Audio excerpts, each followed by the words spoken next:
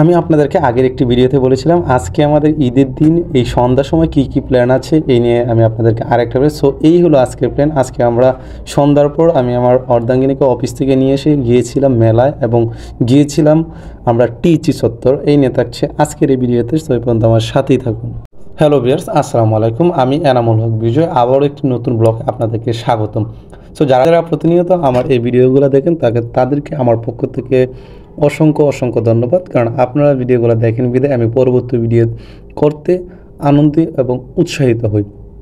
বলতে বলতে আমরা চলে আসছি হাইকোর্ট ভবনের ঠিক সামনে। এদিক থেকে আমরা বামে যাব, কারণ আমাদের যেহেতু গন্তব্য টিসি চত্বর। সো আজকের এই ঢাকার একটু ডিফারেন্ট হতো ছিল। সকাল একটা ভিডিও দিয়েছিলাম, আপনারা দেখেছেন।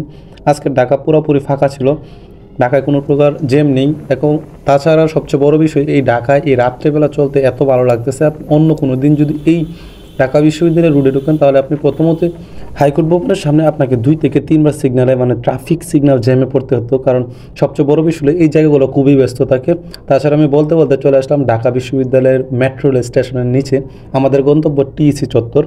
টিইসি চত্বর যাওয়ার আগে একটা ঝামেলায় পড়ে যায়। ঢোকার সময় দেখতে পাই কিছু লোকজন এই জায়গায় ঝামেলা করতেছে এবং মারামারি করতেছে। সেই দৃশ্য দেখে আমি আর আমার অর্ধাঙ্গিনী আমাকে বলছে যে চলো আমরা চলে যাই, পরবর্তী কোনো একদিন এই জায়গাটা আসবো।